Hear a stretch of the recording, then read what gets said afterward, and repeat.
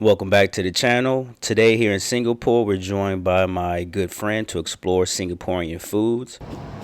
Remember in the last video I talked about the diverse society here? Well, when it comes to foods, Singapore is famous for its diverse culinary scene as well. Now you're probably wondering, what does that mean?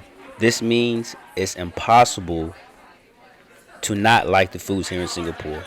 You have blending flavors from Malay, Chinese, Indian, and other cultures. And if you don't want to try these, okay, well, there's American fast foods here as well, like McDonald's, Burger King.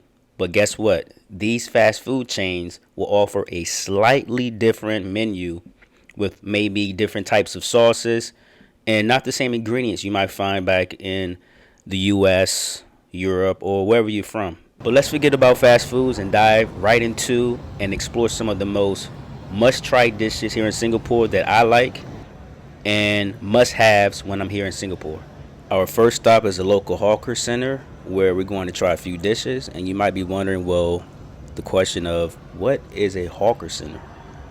Well, a hawker center is a big open area filled with different small restaurant stalls that sell different varieties, in my opinion, of affordable meals. Even though Singapore is considered one of the most expensive cities in Asia, when it comes to foods, in my opinion, the foods are affordable. So the foods are affordable, but hotels, if you're thinking are the same, well, the answer remains the same. Like I mentioned in my last video, is that the hotels are expensive but accommodating. But when it comes to foods here in Singapore, are very affordable. Now to my must-haves to eat while in Singapore. It's so many. I could just make an hour video just talking about the foods, but we're going to narrow it down to just a few. I need my black pepper crabs. I prefer the black pepper crabs over the chili crabs. It's just something about the pepper taste that I like more than the chili taste. Also, I like the Hainanese chicken and rice. That's basically steamed chicken served with rice cooked in chicken stock. Also, I like my laksa soup. It's like a coconut creamy tasting soup served with an egg. Also, if I can find some good flaky roti bread, I like it very flaky, along with any type of Indian dish here, whether it's curry based or not. But I must admit, my number one favorite is right here, stingray.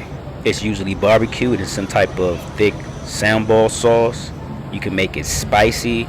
And if you have never visited Singapore or Asia before, yes, you can eat stingray. Back in 2011, when I first visited here, I told my parents I ate stingray, and they were like, wow, in disbelief, because this is the animal I wanted as a kid. In the US, I have never seen stingray on a menu or heard of people eating it, but stingray you can have as a pet. In the US, if you have the money, you can purchase a stingray, whether it's a saltwater stingray or a freshwater stingray. Usually saltwater type of aquariums take higher maintenance. Therefore, some people shy away from saltwater aquariums. But yes, you can own a stingray. Maybe if I didn't have so many pets, maybe I could have had one as a kid. But I had so many pets as a kid because I was the only child. So I had rabbits, gerbils, hamsters, different types of birds, dogs. I mean, I had so many different types of pets in my room. It was like having a mini pet shop in my room. But when it comes to stingray as food, it's delicious. It has a meaty texture combined with the sauce is out of this world. So don't be hesitant or put off by the idea of eating stingray because you find it strange or exotic. Once you try it, you'll thank me later. Trying different cultural foods is important when traveling to me because I get a chance to explore and try new flavors. And once here, you can't leave Singapore without trying the desserts. This ice sweet treat is perfect after dinner or when you just want something sweet to eat.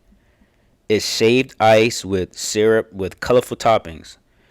You might can get the toppings of palm sugar, coconut milk. Some have these green panda noodles or beans, different types of fruits, different types of syrups. You have a long list of choices when it comes to this dessert. And I would recommend once you're here in Singapore, just try it out and see if you like it or not. I'm pretty sure you're going to like it. You can't go wrong with this. So just speaking on the places I have personally visited, along with the continents I have visited, I would say, in my opinion, the continent of Asia when it comes to food, hands down, beat South and North America, Europe, and Africa when we're speaking about foods and flavor.